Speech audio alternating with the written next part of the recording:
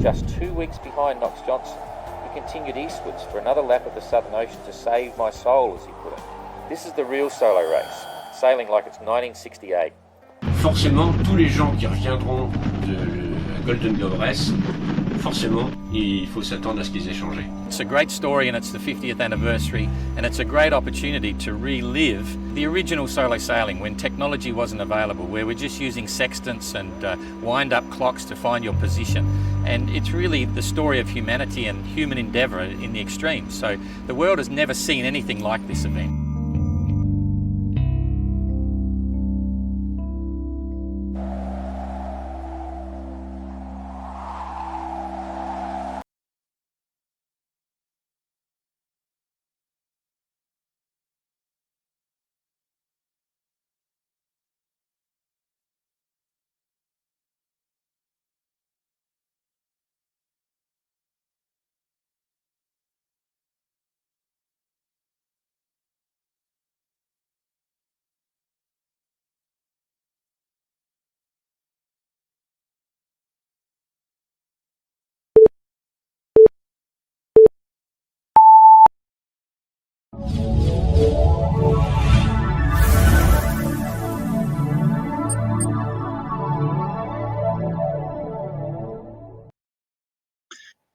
Well, g'day everybody. Here we go again, another week of Entrant background live and find out who they are and what they're doing.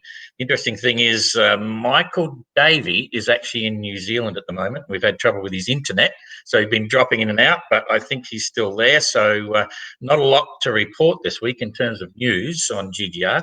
But remember, you can put comments in the side, and if we see some good questions, we can drop them up. Now I'll see if I can find Michael here. Oh, he's gone. Yep, he's gone again. So just as a backstop, I've got an Aussie internet connection here, and we'll hope that Michael Davey is going to come back. But in the meantime, I'm going to give you another Michael, Michael Date. Hello, Michael. Hey, Mike, how are you? I'm good. We just lost Michael Davey, so it's good to have a backdrop. He'll pop up in a minute. So good to see the Aussie internet is strong. Hey, those bloody Kiwis, crazy. That's all right. Yeah. So where are you now? I'm in Queensland, sort of southeast Queensland. Okay. Well, hopefully we'll get Michael back in a minute because I don't want to give away too much to you today because we've got your friends and everyone will be probably coming in next week. But anyway, you've been sailing, eh? Your boat is looking pretty good. Yeah, we put the boat in the water probably 3 weeks ago. We've been motoring it around a bit. We've been sorting the rig out. We were sorting out the hydrovane today a bit. The fabricated work was a little bit low, so we lifted that today, put it back in the water tomorrow, hopefully. Get sailing on the weekend. So you're still working now, like within the realms of earning a quid sort of thing? Yeah, for sure. The COVID has affected everybody, not the least of which is myself. So I've gone from 5 days to 3 days. Yeah. So you take it's given us more time to work on the boat, which has been good. Absolutely. But then the finances get affected, so it's a two-way street, isn't it? Yeah, too true.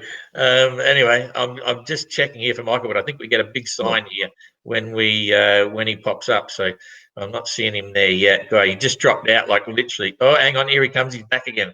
I think. Let's hope we've got a vision on him. He's in the dark now. I don't know how. Oh, there he is.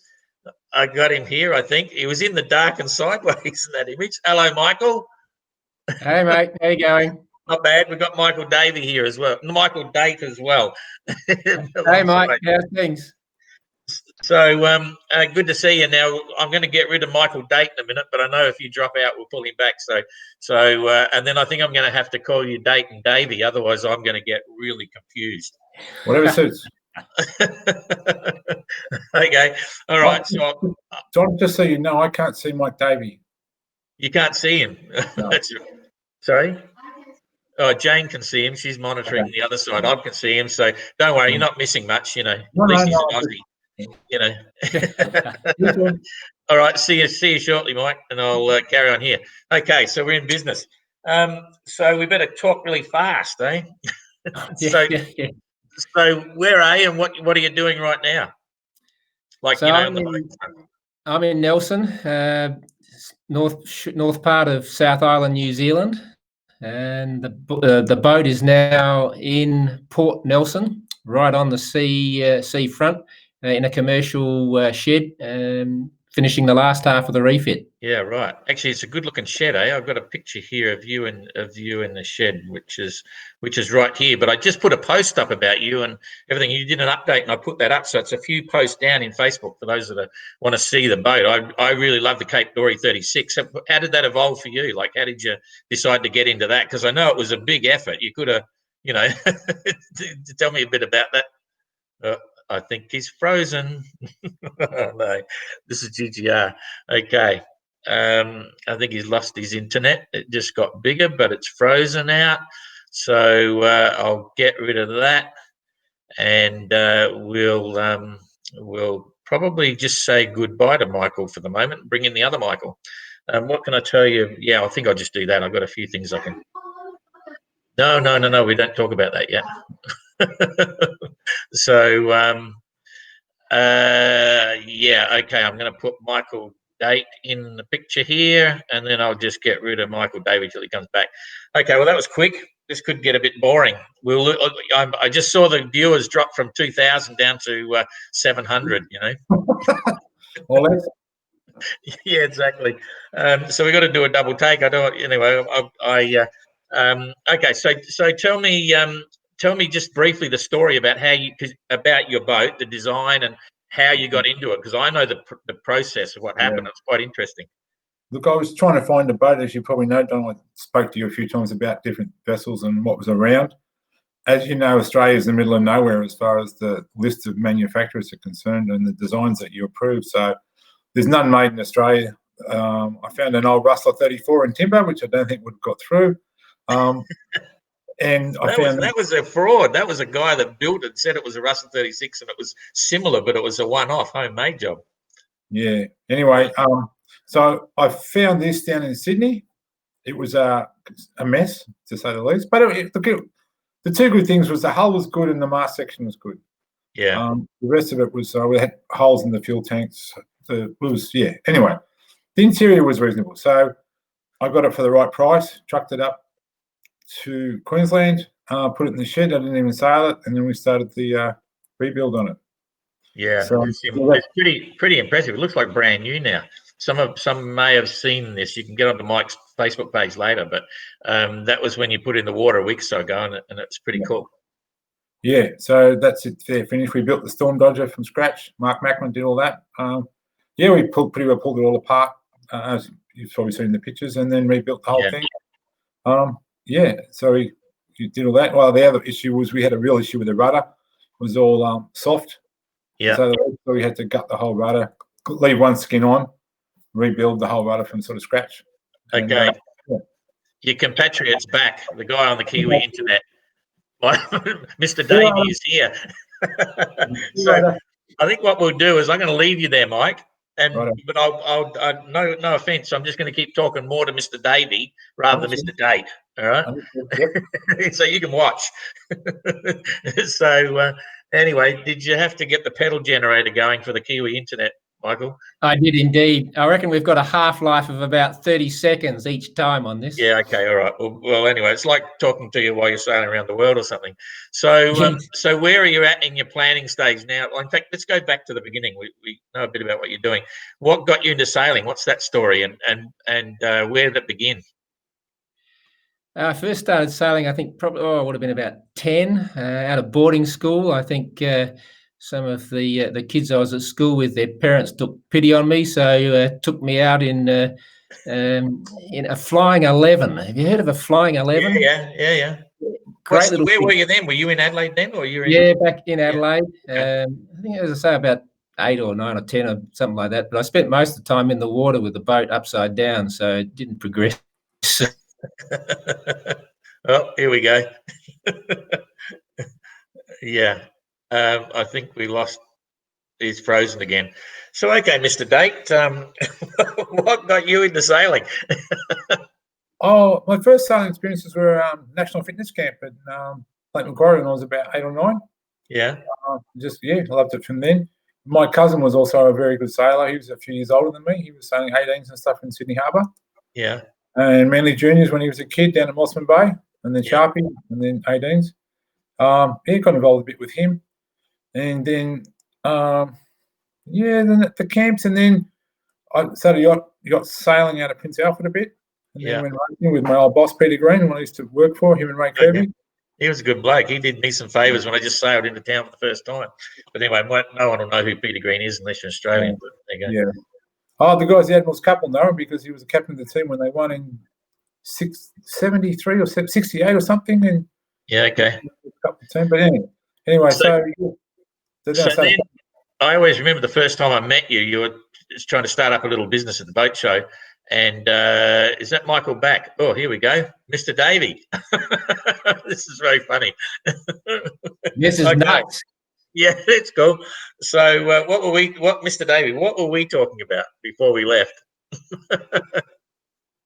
Oh, we've lost him already. Oh no. Okay, Michael. So you could just be completely left field. Somehow you end up being a submariner. Yeah, I did a trip to the UK and Europe, and on the west coast of Scotland, there's a graveyard for submarines. And I came across that by accident more than anything. And I thought, gee, they're pretty cool things. So when I went back, I joined the Navy and played submarines for 6 years. Yeah. So have you got any good stories from the submarine time? Not that I'm going to put on this, no. Oh, come on. I mean, I don't want to talk about your sailing in GGR yet, but because submariners, I mean, I just missed out on a trip on a sub. It's a long story, but I got a lot of respect for submariners. I think they're unique individuals. Yeah, look, it's hard work and it's not for everybody. I'll tell you one funny story.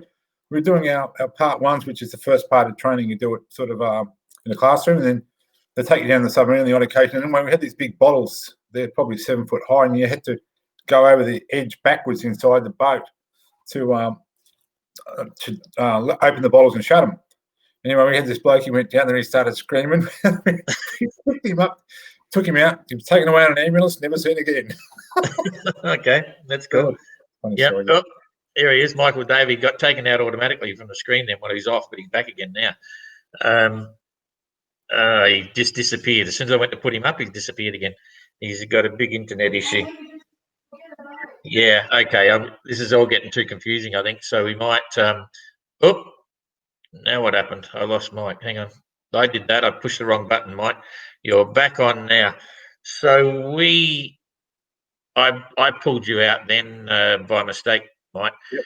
So we might. I'm not sure what he'd do because there might be a lot of people that are waiting to hear you next week. And we've lost Michael, so if we swap it over, it's a bit of a bore, but never mind. Let's keep talking. So, okay, so you're a sailor. You're in the marine industry in Australia, and somehow you decided to do the GGR. How did that evolve? Well, I was watching it a little bit, then I got crook. I sold my business end of 17, and then I started working for the BI, which is the Boating Industry Association, and then towards the end of that year, August, I got crook with cancer. So I was watching it very closely before then, and then I thought, cancer does lots of funny things to your head, as I'm sure a lot of other people have realised. Yeah, true. Thought, well, if I'm going to do it, I might as well do it now because I've got if I get through the cancer, then I'll have a go. Yeah. And I got through pretty well. And actually, I bought the boat before I got through. Yeah. I was pretty convinced I was going to do it. So we bought the boat, trucked it up. I think I spoke to you about it at the time, and I don't think you realised I had cancer then. But anyway. No, not the beginning. No. So I got the boat, threw it in the shed, and we started on it. So, yeah. So do you think the whole thing, the idea of having a vision or a plan or a dream while you were crook, did that help you think? Or look, I've been thinking about, I tried to do the single hand to New Zealand 2014. Circumstances at business and home just didn't allow it. I had to go to Singapore and do a few other things at the time, so that stuffed that up. It was always on the agenda, and I didn't have a boat to suit this race. I had an old Currawong 30, which was a great sort of YOR half-tonner thing from the early 70s, which was a great boat, which I rebuilt too.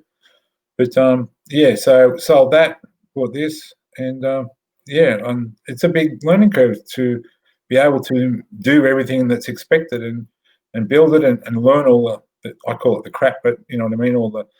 Yeah, notice a race.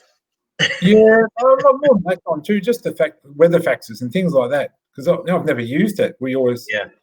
it was never an issue because you download it through your phone or whatever. And, when I've done the Hobarts and different things, it was never an issue. But now, I did celestial navigation when I was 17 because I did a Hobart in 78. Yeah.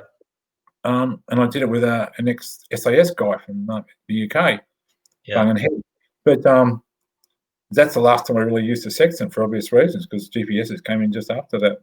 So, yeah. That was my year as well. Okay, I might just fire. Michael's popped up again, so we'll just see how we go here if he gets in there. And this could be boring for people. I'm not sure. Hello, Michael. Hey guys, this is getting a bit frustrating. Sorry. Yeah, if we lose you again, we'll let you go, Michael, and we'll work something out later. We might catch up at the end. We'll just see how we go. I think there's a big weather system moving in. Yeah, exactly. Because now I've completely lost my train of thought for what were we talking about, Michael Davey? How you got into sailing. So you got into sailing, and what's your profession, Mike? Michael? What do you do? So I'm an emergency physician, same as Matthew. Yeah, exactly. It's funny, eh? Two guys from Adelaide, both emergency physicians. But how did you get into that career? Like you got into sailing, okay, and then you became a doctor, and then in emergency or surgery or what? Yeah, in emergency medicine. I don't know. Originally, I wanted to do marine biology, would you believe? But it was back in the day where in school the teacher gave you a list of various options, and you ticked the hardest to get into at the top, and medicine was there. Yeah. Okay, that's cool. So how long have you been doing it? Like you're coming on the back end of it, and you're retiring, or what? Yeah, sort of. Yeah, I'm semi-retired, so I've been on extended leave to do this project. Whether I go back, I'm not sure. We'll see how we go. Yeah, and you got into the GGR. I've heard a couple of versions of why you decided to do it. Give me your story. I was actually I was sailing around Tassie, and Matthew gave me a call and said, "Can I come and join you and get some sea miles?" And you're still there? I am, but you've disappeared. Now you've slipped off the screen. I can hear you, but I can't see you. I think you've gone now. I think when the signal got weak, it dropped him off. Hang on, Mike. I'm going to hide you for a sec.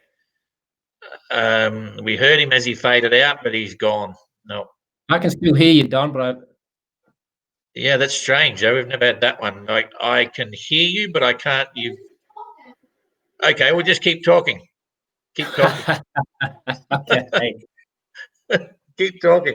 It might Anyway, so Matthew gave me a call and asked if he could come and get some sea miles with me because he was doing this this solo around the world non-stop race called the GGR.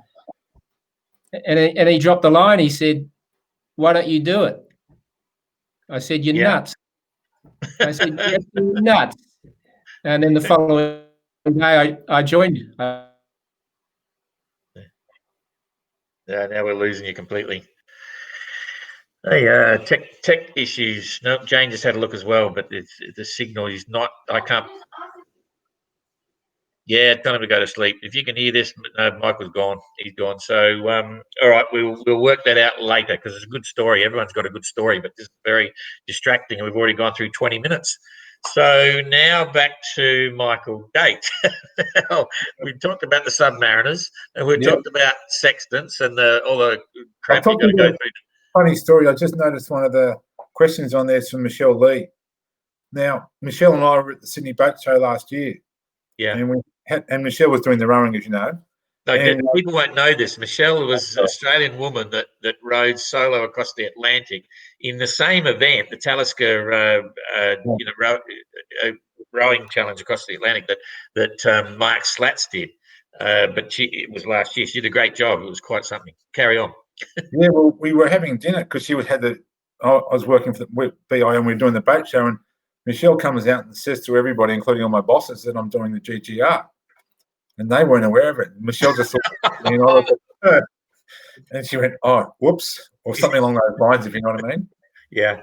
And a comment here now, it's not a secret now. I mean, that's sort of that's what it was. Yeah, it was just sort of not spoken about. You know what I mean? Yeah, exactly. Yeah, there's people wonder why we have confidential entries, and it's particularly because a lot of the people that are doing it, they're not ready to announce it yet. So part of the course. Yeah. So then you haven't said the catchphrase why you made the decision to do it. Oh no, you did. No, you did. Sorry, you went through the illness and then thought when you get through it, okay, we go for broke and give it a go. Yeah. So having done all that, how do you feel physically, and was it a good idea, and did you enjoy the refit, the first part? Oh yeah, look, I feel good about it. The refit went pretty well according to plan. Took a bit longer and a little bit more money than usual, as per normal on a boat. Another 6 months, another X amount of thousands of dollars, but that's life sometimes. Yeah. So, the boats come up well, and the whole point, in a way, of sort of getting in early because I wanted to get the refit done, because you never know what's around the corner, and hey, look what's happened. Yeah. But so I'll be sailing all this year and next year, hard and a lot of miles to get the boat tuned and get me tuned to the gear, because it's not very often you use a hydrovane. I've never used one in my life for obvious reasons. I've set up my boats with autopilots, etc., and B&G and other sort of smart things that I was selling at the time. So yeah, we got to tell people. I had a marine equipment importing business, and Mike Date was doing marine equipment as well. And when I had my ship, we got back from the ship, and I decided I want to get out a lot of things. So I rang Mike up one day and said, Mike, you want to buy him a business? And so we sort of negotiated a ridiculous price. I mean, a ridiculous low price. Mike would say a ridiculous high price. And Mike bought my business, bought the marine equipment import side. So I went from McIntyre Marine Services to, I said, you can't have the same name because the company thing. So you ended up with McIntyre Marine Products, which was a division of your previous company, and then that was a long time ago, eh? That was 2000, yeah, 2001, yeah. So the only thing I remember with you, though, Don, was about when you did the BOC, you had that sponsor, Darren Hinch, who was a team for the other guys overseas. I've still got the spinnaker. I was downstairs steering it, and you're upstairs, and they had the ferry next to us. Oh, yeah. Oh, were you out with me on that day? Yeah, I was steering the boat that day. Oh, jeez, I'm losing the plot. Yeah, that was. And the bloody ferry kept coming down, and I'm taking a wind, and I'm trying to keep the spinnaker full, and we were coming to. Yeah, to set the scene there, we had to do a big shoot for a big television program here, and they had helicopters, and they did the whole, sort of Vietnam thing, and then I was supposed to be by myself. And so as soon as the camera started, Mike boxed down below, and we did it. Anyway, that's another story. Okay, so seeing we're doing it, I'm going to give you some word associations now, Mike, just to test your. Just say whatever comes to mind. Sponsors. I wish. Cape Horn. Looking forward to it. Rump steak. Yum. Father. No comment. Family. Yeah, very important. Dreams. Plenty of them. Winner. Probably not me, but up there. Fear. Yeah, positive thing. Time. Always not enough, but you got to make the most of it. Panic. Hopefully not. Adventure. Bring it on. Life. To be lived. Cool. Okay, that'll do enough for that. Let's go for some questions. You know the deal, 1 to 10. 6. 6. How would you like to make a living? Sitting on my ass. Okay, sailing solo around the world. Okay, 10 to 20. 12. To date, what is the best thing you've ever done? No pun intended. Yeah, no, I'm trying to think. Probably, yeah. Yeah, there's a few things that are very close. Having my kids and getting married, I suppose. Okay, that's cool. Yeah. Family's part of the deal. You'll survive.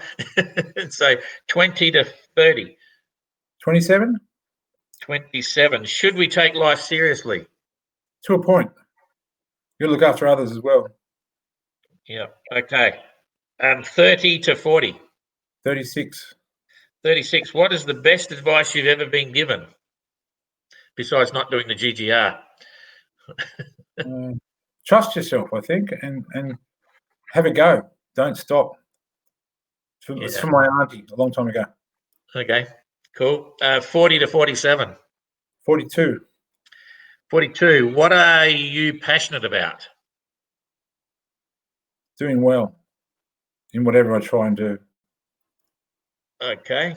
Now you got a letter between A and N. F. F is, if you're a tree, what kind of tree would you be and why? Oak tree, big and strong and last forever. Oh, stop being a hero. No, I'm not going to be. Yeah, up in the air. Okay. All right. Well, usually at this stage, I would say to you, we're going to bring in Mike Date now because he's on Yeah. next week. We can't do that, and Mike Davey's disappeared, so we'll just keep going for it. So, what do you think now is your biggest challenge, like right now, in relation to the GGR? Oh, just getting the boat set up right. I want to get it set up right, get control of all the equipment, being, weather facts, all the different little bits of gear, and getting them sorted in my head so that if they break down, I can fix them. Yeah. Okay. And what about, to me, you look pretty organised, and like financially, the first stage, which is boat and gear and everything, is done. The next stage is getting to the start in Europe and all that stuff. But you feel comfortable, like you're stressing out a bit, or you think you're, hard work, but you're going to get there? Oh, no, I'm going to get there. I'm going to ship the boat there. There's no question of that, because I've just seen too many guys sort of try and sail it there and end up in all sorts of trouble. A couple of Kiwis, etc., etc. But I want to do the miles here, so I'm comfortable with the boat and competent. I don't think I'm competent. The issue is getting tuned to the boat and making the boat work with me and sort of acting as one. That's the big thing, I think, that it's going to take some time, which is probably with anybody. Yeah. So what's your sailing plan? Where do you think you'll go to get the miles? Oh, New Zealand back is, radio in over there, come back, that's 2,000, but I might go around New Zealand. Look, it's just going to depend on a few things with family and also with the virus and with all sorts of things, Don. Yeah. But, let's do a few trips down to Sydney, etc., etc. That's 1,000 miles or something there and back or something, whatever it is. Have you fallen in love with your boat yet? Oh, I've liked it since the day I got it, before I got it, It's got a nice feel about it. So, no, I'm happy with that. And we got a new rig coming from up the road in Brisbane. So Dave Lambourne's making a new mast for me. We've got the boom already. So, because the mast... David made Jessica's mask. Yeah. No, I've known him for some time. I've been trying to flog him gear for years. So he sort of made my mask in the BOC as well. Oh, he's a good rigger. So yeah, and it stayed there for quite a while. So that's cool. Yep. Okay, so then when you get to the start and you've crossed the start line, what's the biggest challenge then? Just concentrate and keep going and try not to. I think a couple of the other guys maybe pushed it too hard too early. It's a long way around, and the key to this, to my mind, is you've got to finish to be anywhere. So, I think it's just play things a bit smart. But the weather's going to be a big issue, and that's going to be a thing that the weather facts helps you with, but also sort of listening and doing a lot of study beforehand. I think that's going to be one of the big things, because you fall in a hole, you're in there for a week. I remember reading Susie Goodall stuff, sitting 2 weeks in the Daltons. I mean, if she made a blue, or weather was just bad at that time. It's one of those things. So, it's one of the hardest things, I think. Yeah, that's the South Atlantic high. That's the challenge. But the course is now different. You got to leave Trinidad to port, and that will make it a lot easier. But there will be that one critical decision. When do you turn left? Yeah, it's a bit more of a soldier's course than it was before. Yeah.